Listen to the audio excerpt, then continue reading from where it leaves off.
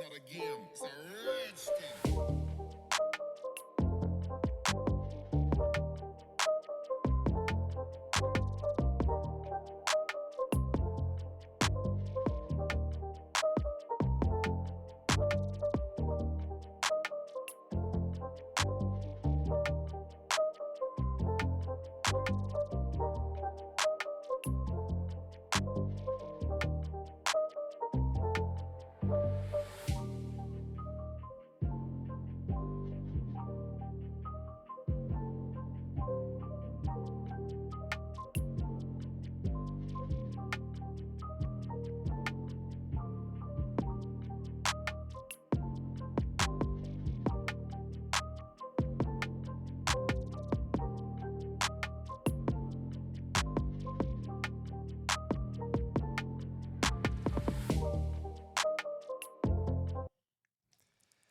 Hello, everyone, and welcome to today's episode of the Jayden Bryce Show, the show where we talk about the hottest topics in sports. I'm your host, Jayden, and I'm glad to be with you all. I gave you all a short video of my reaction to the first two divisional rounds of Saturday's matchups. Obviously, it's Wednesday. I have not talked about the matchups on Sunday. I've had a very busy past couple days, so we're going to discuss those two games and a couple of other stories that has happened over the last couple of days in sports when it pertains to the Indiana Hoosiers winning the national championship, John Harbaugh, and some things going on with Sean McDermott and the Buffalo Bills. So action-packed show today. But before we get into everything, make sure you guys like, subscribe, check out my podcast on Spotify and Apple Podcasts. And without further ado, let's go ahead and get into today's podcast.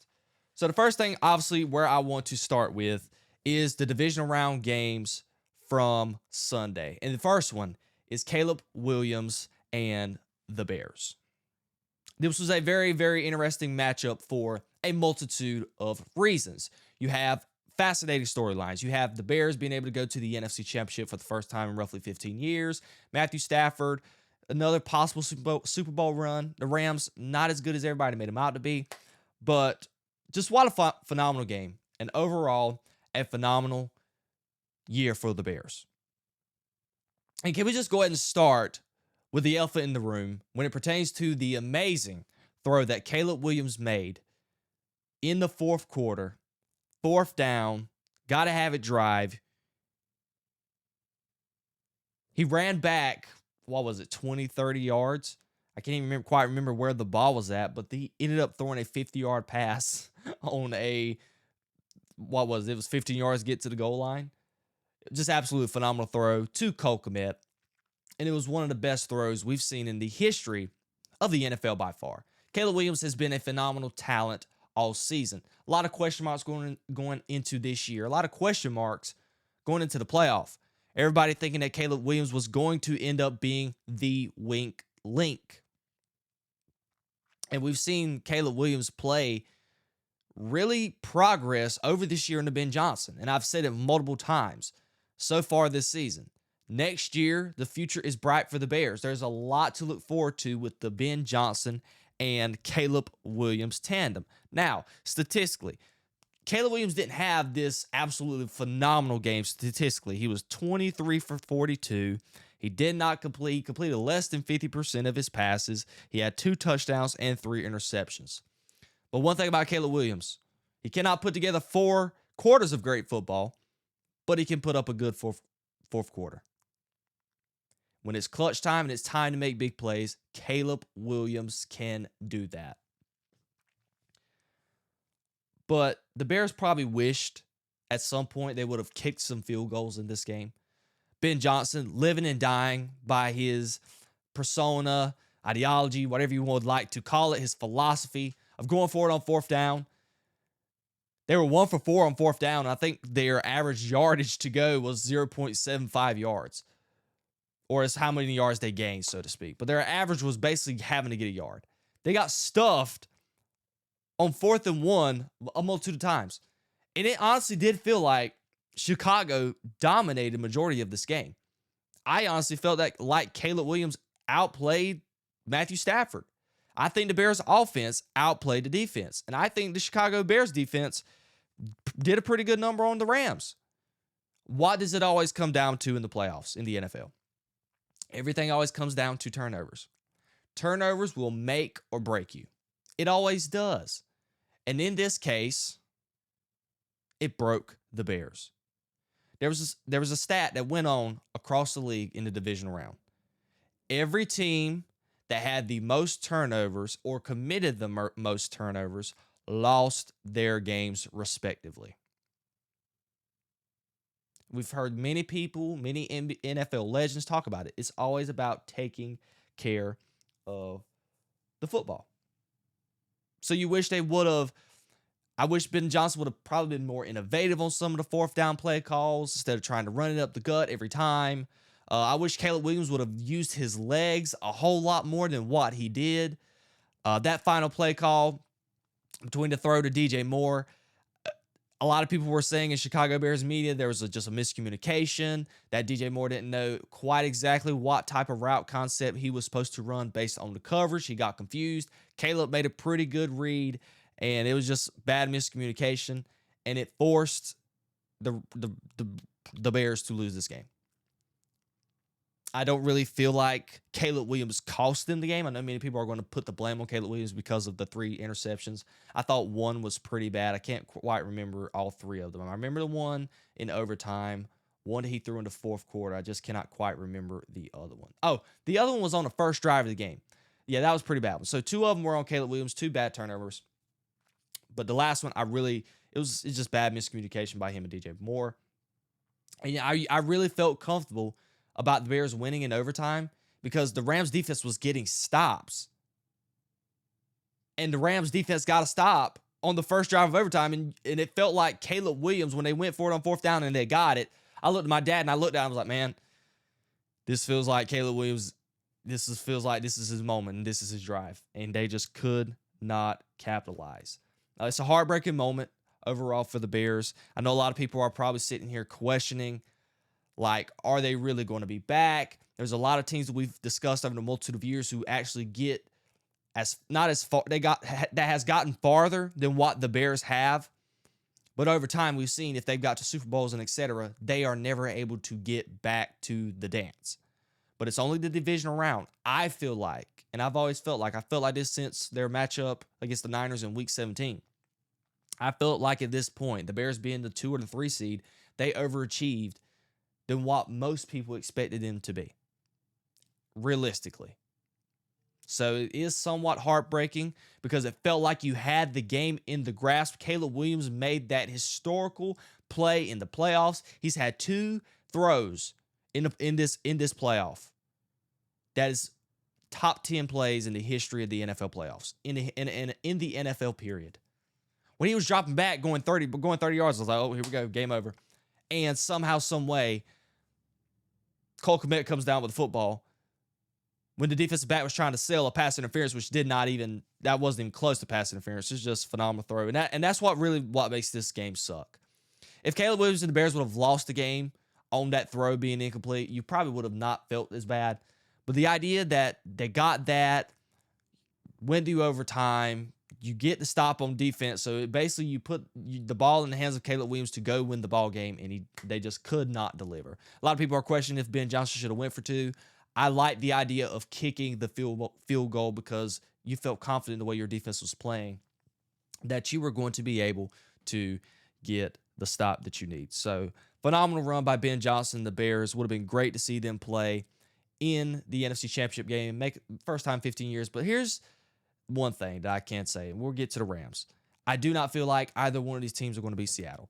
The Rams just aren't very advertising to me. They just haven't played pretty good football down the stretch of the season, and they haven't played their best football in this playoff so far. You score 20 points. Kyren Williams, he's been able to be pretty productive running the ball. But Puka Nacua, 5 catches for 56 yards. He really didn't have a day. Devontae Adams has been non-existent these last 2 games. They've been running this 3 tight end set that they've had some success. But it felt Chicago went up and down the field on them. Outside of maybe fourth down. Outside of fourth down, it felt like offensively Chicago was able to do whatever they wanted to do offensively, either running or passing. And I feel like Seattle's offense is going to have a field day against the Rams this coming up week. Stafford couldn't move. when Matthew Stafford was pressured, it felt like that's when the offense really started to stall out.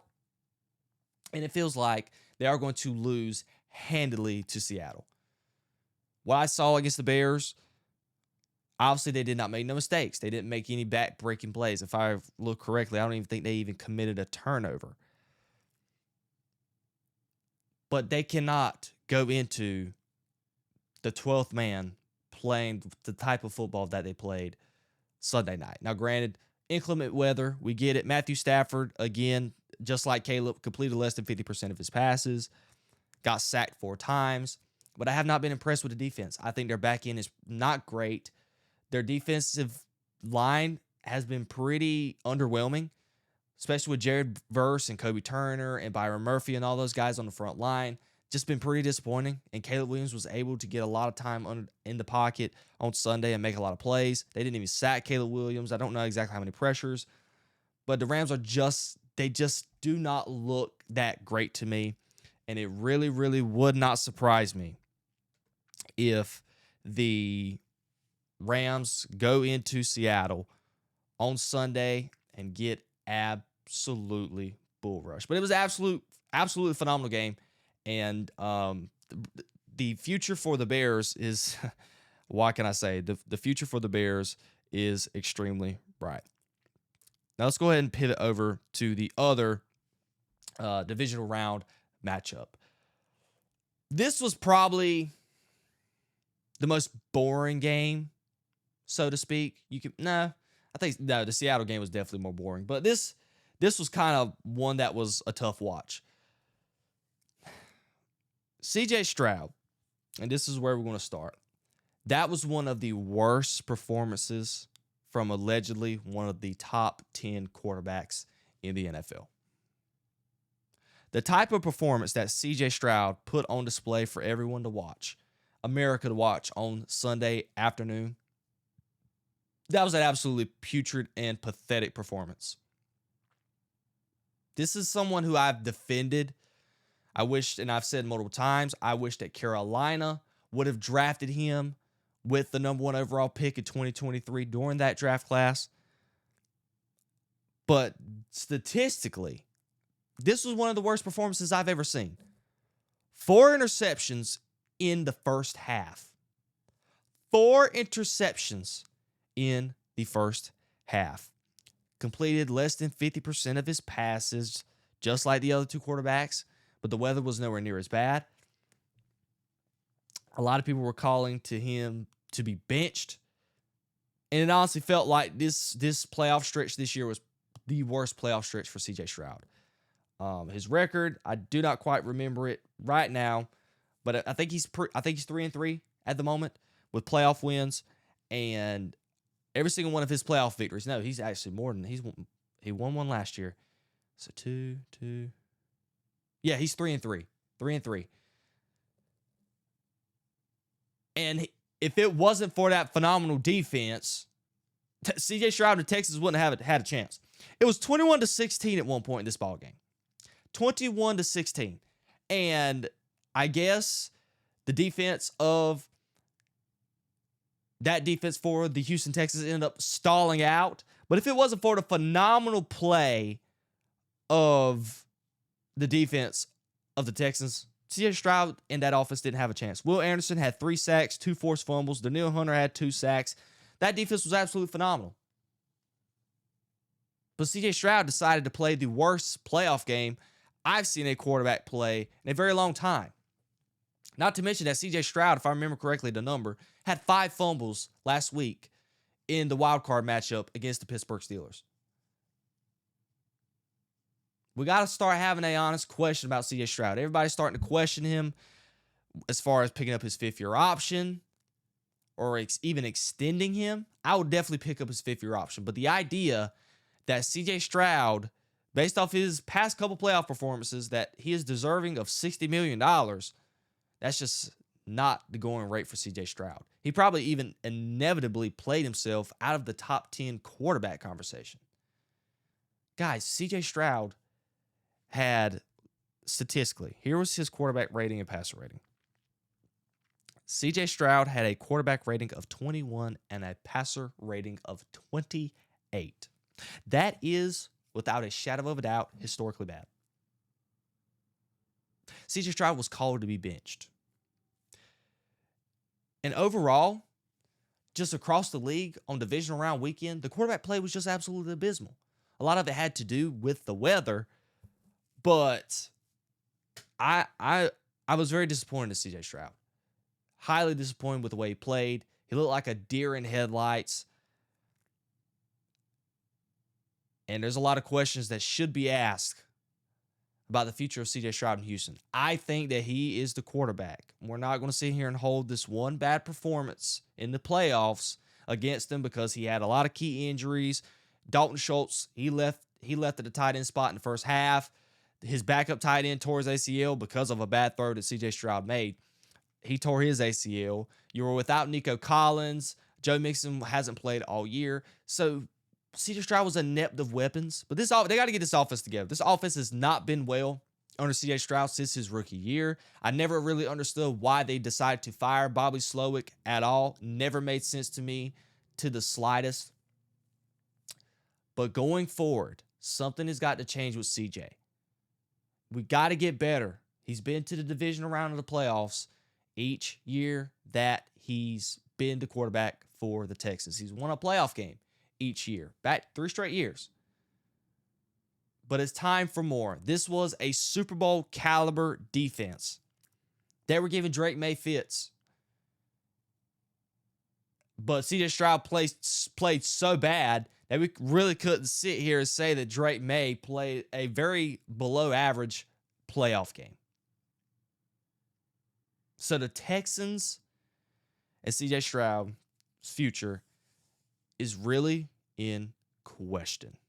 But I think he's the quarterback of their future.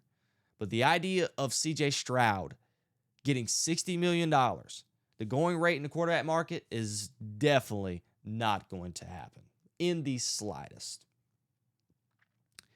The Patriots. What is the story of their game? They just didn't make as many mistakes. I wrote this down. At one point in the game between both Drake Maye and C.J. Stroud, they had 2 touchdowns, 5 interceptions, 5 fumbles, and a pick 6. That was the type of quarterback performance that was being put on display Sunday afternoon for the audience to see. Absolutely abysmal. The theme of the Patriots that's been going on the last couple of weeks, they struggled in the second half, got very conservative on offense. Kayshon Boutte. I always say his name wrong. Kayshon Boutte made one of the biggest plays. That play, the one-handed grab by him, was absolutely huge. That was when this game was 21-16 at the time. Drake Maye, credit to them. Second half, you needed that big boy drive, just like Bo Nix made against Josh Allen. That defense had their way all game. And Kayshon Boutte, against Derek Singletary, who was regarded as a top 3 cornerback in this league, he was able to go up and make a huge, huge play for the Patriots, and it was the play of the game. And it is very shocking within 5 years that Brady's gone, they've rebuilt. They are back to their first AFC championship in the last 7 years. When Brady left, they thought Mac Jones was the guy. Has not worked out. Did not work out. You hired the head coach last year. Can't remember his name from the top of my head. But you fire Bill Belichick. And you bring in Jerod Mayo. You bring in Jerod Mayo last year. Did not work. You fire him after 1 season. Robert Kraft has been on the record saying that was a big financial disaster for him. And you bring in Mike Vrabel, a guy who should have never lost his job in Tennessee. He was not the reason for their problems. And in his first season as the head coach of the New England Patriots, granted, they've got slightly a stimulus package. They've played the Chargers with the worst O-line in the playoffs out of everyone, all 14 teams that made it. In this round, you played a Texas team that was handicapped on offense. They've caught a little bit of a break. And don't even get me started. Their next game is going to be against Stidham for the Broncos because Bo Nix is out for the rest of the year. So you can say they're kind of getting a stimulus package the whole way to the Super Bowl this year, but we cannot knock. And even though they had a very, very easy schedule, that at the end of the day, they were 14-3. They pretty much flipped their win total from last year to last couple years. They were 3-14. They were 14-3. And they are the favorites to more than likely represent the AFC in the Super Bowl. We got to give credit to their MVP caliber player, Drake Maye. Even though he hasn't had a phenomenal playoff so far, he's been very, very average at best. He had 3 touchdown passes. He's made some big throws in this game that he needed to make. But it's just very fascinating. This is a testament of a great franchise, great ownership, just great culture. That under Robert Kraft, it seems like he's kind of been the innovator behind this whole thing. Because not a lot of franchises are able to be that successful for 2 decades, lose their star quarterback who was responsible for the success that you had, and within 7 years or even 5 years that he's been gone, Tom Brady left in 2020, you were able to head back to possibly the Super Bowl. And you have a quarterback who is an MVP caliber player. Not a lot of franchises are able to do that. Go ask Dallas. In the year when they went and won 3 Super Bowls in that decade run that they have not been back in almost 30 years. Not even been sniffing at the doorstep. Granted, they've had a lot of just heartbreaking losses. But go ask a team like the Dallas Cowboys who just haven't been able to replicate the type of success that the Patriots have been able to do in this time span to when they got rid of, Tom Brady left, and they had this rough 4 or 5 year streak of playing pretty bad football. You fire your Hall of Fame head coach who gave and won you 6 Super Bowls. You go out and get a previous player who played for New England under Bill Belichick and Mike Vrabel, and he's established the same type of culture that Bill Belichick has, but he's more modernized. He's a player's coach, phenomenal guy, and now the Patriots are more than likely going to be representing the AFC in the Super Bowl. Just absolutely phenomenal stuff across the board. Now, I was going to discuss this roughly last week. Never got around to it because it was never official. But we can confirm. I can't remember he had his presser yesterday. But John Harbaugh has officially been announced as the head coach for the New York Giants. Hold on 1 second here. Let me get my... Now, my immediate takeaway when it pertains to my thoughts of John Harbaugh coming to the NFC East where my team is and everything else, here's my quick and pretty much immediate reaction. It feels like John Harbaugh, without a shadow of a doubt, is easily the best coach in the division. He's a proven winner. Giants need a culture shift. The Giants have been an absolutely abysmal franchise for the last decade, since they last went to the Super Bowl. They've been a joke. They've had 11 losing seasons since they've won their last Super Bowl. The owner, John Mara, he has had his hands in this filth that has been the New York Giants franchise. They won 1 playoff game roughly in 2022 at Brian Daboll. But they kind of felt like they fired him prematurely this season when they had no success because they had no quarterback, a lot of injured players. But when you have a guy available like John Harbaugh, who has the resume and the cachet that he has, he's won a Super Bowl, you kind of feel like he's been the guy. He is the guy for the job. I kind of felt that way with him and Mike Tomlin. So this was pretty much a no-brainer when it pertains to John Harbaugh being the best coach and the best available coach in this coaching hiring cycle. And I wrote this down. Look across their own division. You got a guy in Brian Schottenheimer who basically has no resume. This was his first year ever as a head coach.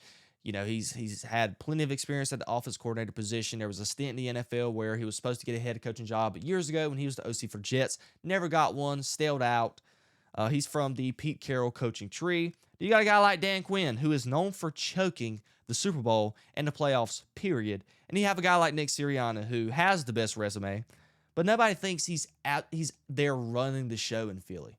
Nick Sirianni is benefiting from having arguably the best GM in the NFL and Howie Roseman.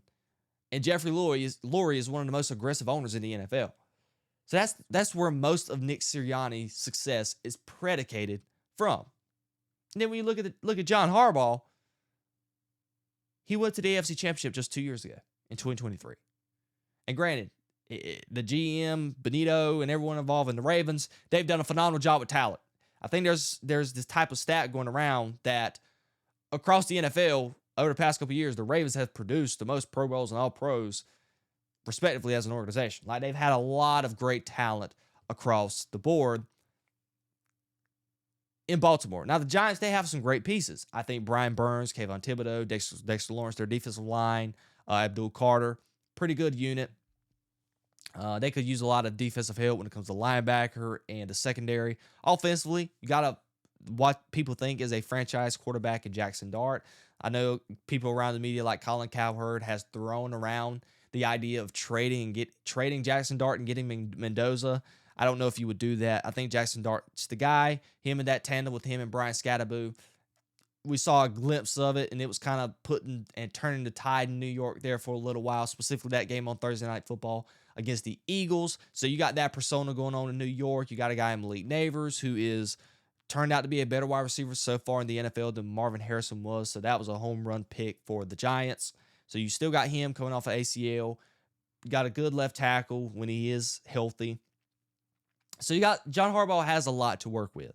And I think if I think that John Harbaugh is the type of coach that he is, he's pretty good at building a roster. This is going to turn out to be a good hire for the Giants. Now, granted, I don't know. You know, they have the players. He could have a Sean Payton, Mike Vrabel type impact. I'm not quite sure because it just feels like to me I don't trust the organization. I don't trust the GM Joe Sheen. I don't trust Mara. So I'm not going to bet that with that organization that he's going to have that type of Sean Payton and Mike Vrabel type impact. You know, Sean Payton he went 9-8 in his first season with the Broncos last year. This is his second season. Is this his second season with the Broncos? The third? Can't quite remember. I want to say this is his second season. And obviously he took a team to the AFC Championship game. And obviously Mike Vrabel, first year, took a team to the AFC Championship and possibly to a Super Bowl. So I don't know if John Harbaugh is going to do that with the New York Giants. But I can tell you, it feels like John Harbaugh is going to run that show. There's the reason why their contract is stalled because I guess John Harbaugh was having some issues answering to Joe Sheen. He was wanting to answer to John Mara instead of Joe Sheen. Not a good thing to have. You want your GM and your head coach to have a little bit of dynamic because they are the ones to help build the roster. I don't know if this is just because John Harbaugh wanted more say in the roster and things of that nature. I don't quite know the extent of that. But this is a good hire for the Giants. A little scared. I hope that he doesn't have the type of impact that Mike Vrabel had, where he's going to turn out and dethrone the Cowboys and the Eagles and be the number one team in the NFC East next season. I don't think that's just going to happen though, because I don't trust the New York Giants franchise. They can prove me wrong, but I just really don't trust them. So John Harbaugh, he is now officially, as of yesterday in the press conference, he has been announced as the head coach of the New York Football Giants.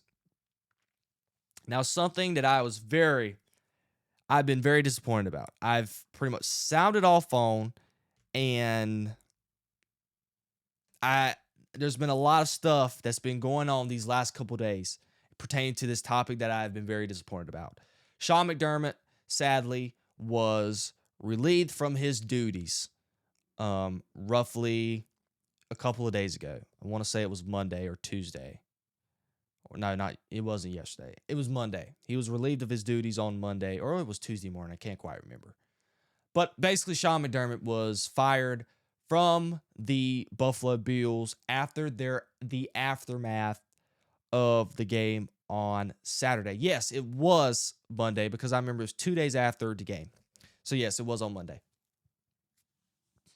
I'm not shocked because it kind of felt like Sean McDermott was on the hot seat. You know, he's been to the playoffs 8 straight years, never gotten over the hump, been to 2 AFC championship games, and a lot of divisional games, a lot of divisional round losses, a lot of wild card losses.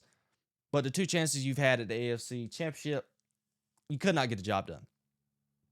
But I really didn't see it coming. I wanted to really be naive and think that Sean McDermott was doing a good enough job to be able to keep his job.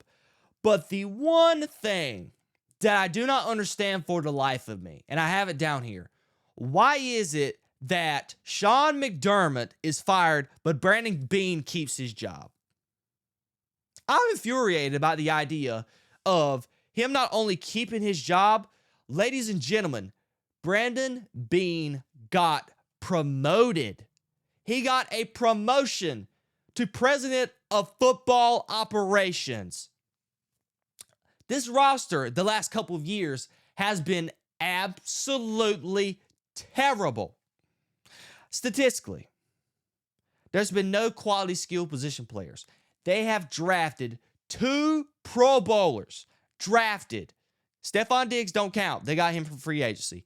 The only Pro Bowlers they have drafted has been James Cook and Deion Dawkins. And Josh Allen. So you can say 3. But that's 3 out of 56 draft picks. That's not a good, considered a great job by the GM. Not at all. And I'm not going to get so deep into it. Now, shoot, granted. Do I want to get into this? There's been a lot of rumors going on today, as of today. And there's something that posted, yes, shoot, why not? We're going to go ahead and get into it. I'm going to sound off right now. So reportedly, Sean McDermott was critical of the Bills roster and ownership wasn't fond of it. Straight up, Sean McDermott, per Vic Carucci, criticized the Bills roster in weeks before firing as a head coach. He pointed out that the roster lacked to win a Super Bowl. And my thoughts and ideas was absolutely. We have watched, and I've talked about the Buffalo Bills multiple times this season. I have said on multitude of occasions that this roster is not good, specifically offensively. It's the worst offense that I felt that Josh Allen has had since his rookie or sophomore year in the NFL. It's bad across the board. They have no vertical threat. Even in the playoffs, they've had 2 wide receivers in Gabe Davis and Shavers. They tore their ACLs last week, and they had to bring Brandon Cooks out off of waivers from another team as a free agent to come play wide receiver, and he was basically felt like their number 1 target downfield. You had a guy, Khalil Shakir. He's short. He's not a deep threat. You've had a guy like Keon Coleman, who you drafted with the 33rd pick in the second round, first pick in the second round. And there was multiple times this season where he was a healthy inactive.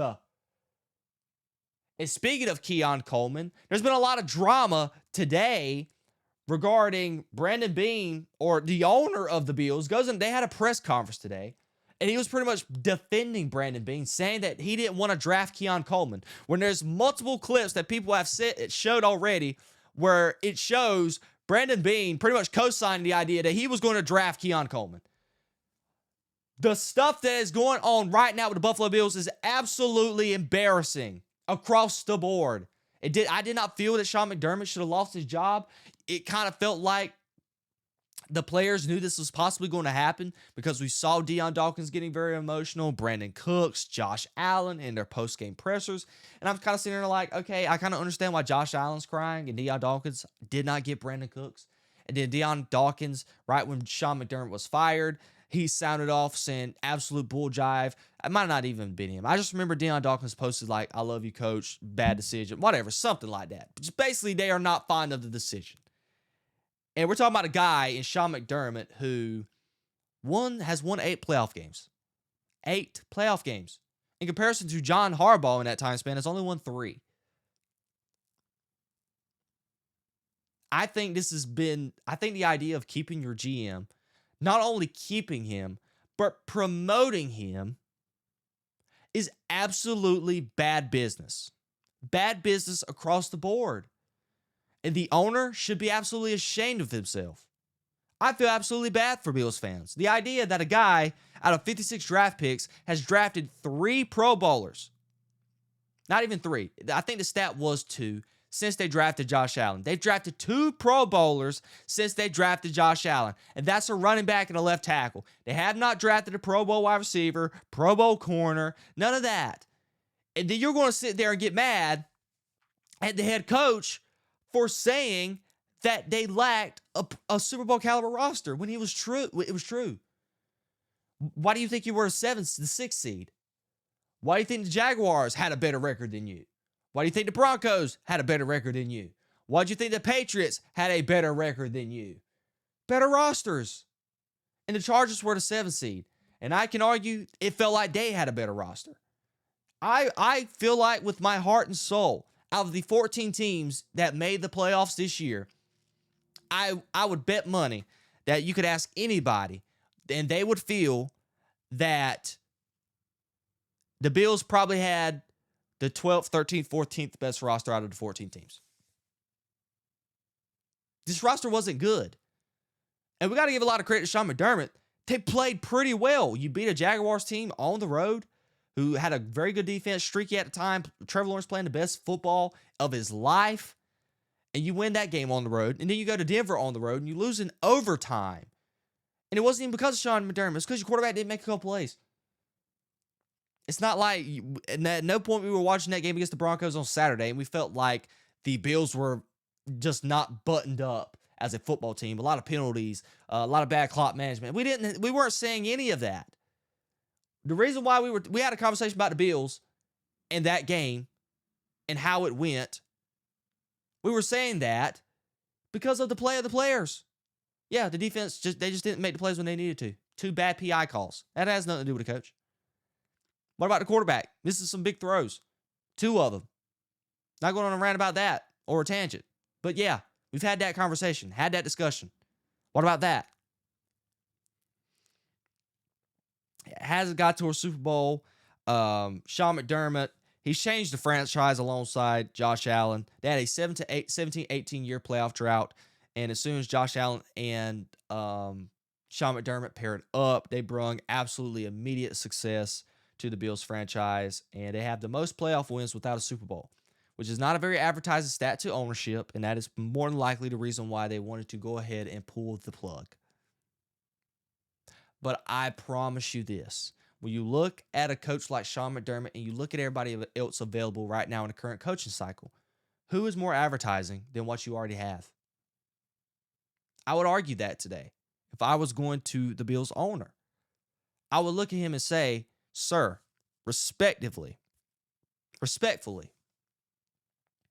what head coach is available right now that is better than the one you have? Maybe John Harbaugh. And that's based off resume because he's already won a Super Bowl. But Sean McDermott, as I stated earlier, Sean McDermott has more playoff wins than John Harbaugh in the last time span he's had the coaching job. Robert Sala's not a better coach, I think, than Sean McDermott. Currently. He's already got a job. It's definitely not Kevin Stefanski. I don't even care if he's won Coach of the Year. I think Kevin Stefanski's overrated. So this idea, this whole thing going on, it feels like it's just not a winning. It doesn't feel like a winning franchise. Granted, they haven't won anything, never won a Super Bowl, but the type of things they're doing right now in regards to just the front office and things of that nature, absolutely embarrassing across the board. So as of today, Sean McDermott has officially been fired by the Buffalo Bills, and it's just, I feel like, me personally, it is probably more than likely the worst decision firing wise of your head coach out of every team that has gotten rid of their coach so far this season. So, lastly, we're going to go ahead and move on to our very final topic here. Going out of what I normally talk about, we're going to discuss some college football. The Indiana Hoosiers made history on Monday night, and they won the national championship, their first national championship in the history of their program, led by Curt Cignetti, Heisman winning quarterback Fernando Mendoza. And we just have to sit here and really tip our cap to Fernando Mendoza, Curt Cignetti, and everyone involved with the Indiana program. This is a program who did not have the best 5 stars, didn't have the best 4 stars, probably didn't have the best talented roster across the board in comparison to Miami or Ohio State and all these other teams. But I really feel like Indiana winning the national championship is good for college football. In the idea that in this NIL era, you don't need all these 5 stars or 4-star players to win a national championship. You need culture. Sports is and always has been about the idea of culture. Nick Saban established that. And I feel like since Curt Cignetti is under the Nick Saban tree, he has established that type of culture in Indiana. A program who roughly 2 years ago, in 2023, couldn't even fill up half of their stadium. There's a lot of people on ESPN who went to Indiana. They said they were good to win 13 games in the 4 years that they were attending the university. Curt Cignetti leaves JMU and goes to Indiana and just transforms the franchise. You go 16-0 this year. You win the Big Ten. You beat the previous national champions in Ohio State, who really felt like, roster-wise, had a better roster. You do that. You beat Oregon very handedly. You beat Alabama very handedly. And in the national championship game, your quarterback, Fernando Mendoza, goes out there and makes game-winning plays. This was a great run for college football, and this was a great run for the Indiana Hoosiers, that fan base, just absolutely historic stuff. And that 12-yard run that Fernando Mendoza had in the national championship game, just big play. And this is when it kind of transitioned into another conversation. The reason why I really wanted to talk about this. We know that the Las Vegas Raiders have the number 1 overall pick in this upcoming draft. And there's been a lot of people who has been speculating the idea of if the Raiders should really trade this pick away. Because many people feel like Fernando Mendoza is the number 1 quarterback in this draft by default because there's no quarterbacks coming out in this draft. Dante Moore decided to go back to school. Ty Simpson, I felt like who should have went back to school, is declaring for the NFL draft. So he's really your number 2 quarterback. And Trinidad Chambliss, very undersized guy, but he's not going to be your prototypical first-round quarterback. He hasn't played enough football at a Power 5 level. So by default, Fernando Mendoza is going to be the number 1 overall pick. He's a lock. But do you kind of feel like Fernando Mendoza is the guy to kind of revolutionize or be able to change the culture and revitalize a dead franchise like a Jets or a Raiders? That's to be questioned. Now, I can say Tom Brady and company, Mark Davis, they were in attendance for this game to watch Mendoza. Mendoza didn't play his best game by all means. I thought he was a little shaky. Didn't make a lot of throws. Wasn't really accurate like I wanted him to be. But he played a phenomenal defense. Ruben Bain and Akeem Mesidor, they got to them. That defensive line was humming. But I feel like Fernando Mendoza is your prototypical classic type quarterback. He really does remind you of a Tom Brady type quarterback. He doesn't move he moves better than what Tom Brady ever did. But he just feels like Tom Brady. He's 6'5", 220 pounds. He's a pocket quarterback. He's not going to use his legs much. You're able to run a pretty efficient run pass option system with him, which is kind of what he's been running at Indiana. And the thing that really sells you is the personality.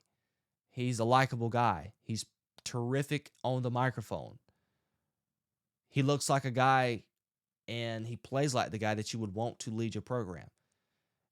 For a franchise like the Raiders, who's been lacking that type of guy, that really prominent figure, and the type of demeanor and figure and cachet that Fernando Mendoza has built for himself these last couple of years at Indiana, from leaving Cal and then California, Berkeley, and they interviewed Fernando Mendoza saying that he was wanting more continuity, more and things of that nature with having so many different coaches and OCs. And in the first year or the first 2 years that he's with the Indiana Hoosiers, he turned himself to probably being a LinkedIn candidate once he graduated to a first round overall pick. And that is something that the Raiders has lacked for years. No slouch on Derek Carr or anybody like that.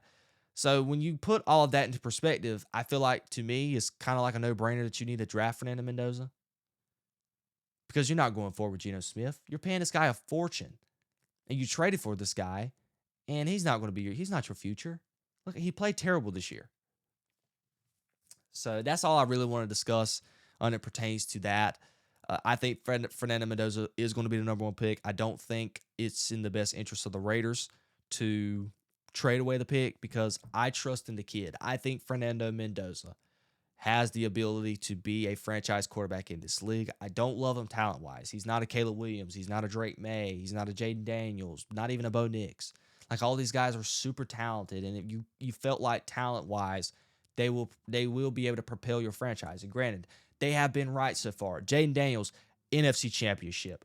Drake Maye, AFC Championship. Bo Nix will be playing in the AFC Championship game. Am I missing anybody? Drake Maye, Caleb Williams, honestly should have been in the NFC Championship game if his teammates would catch balls and run the right routes, but we're not going to get on that tangent. But those are the type of quarterbacks that people are comparing Mendoza to, and he's not fitting the description per se in comparison to those other guys. But I think Fernando Mendoza has the character. I think he has the right traits, pocket quarterback-wise. He's pretty accurate, stuff that you can't really teach most quarterbacks. The only thing and the only worry that I have is his athletic ability, and how is that going to fare in the NFL? Because there was a couple of moments in this game where it kind of felt like Fernando Mendoza was a little overwhelmed. But who knows? With time, under the leadership of Tom Brady, I trust Tom Brady and company to be able to get the job done, establish a type of culture to be able to fit this young man, and head into a very, very productive and winning organization and culture led by the Las Vegas Raiders. And ladies and gentlemen, without further ado, that is going to be the end of today's episode. Thank you all for joining me. I'm going to be making some videos in the next couple of days talking about the games coming up over the weekend. It is officially championship weekend this week. The NFL season is pretty much on the brinks. It's almost over. It's flew by. It feels. I remember week 1, Cowboys, Thursday night, Eagles, the whole Jalen Carter thing. It feels like yesterday. But we are here. It is almost the end of the NFL season. I have the Seahawks winning the Super Bowl, but that's neither here nor there. But thank you for joining me for today's show. We're going to be talking about some more coaching, hiring things across the NFL that's occurred over the last couple of days in the next show. And again, highlight the two games coming up over the weekend in the NFC and the AFC Championship game. I love you all, and I'll see you on the next one. Be good.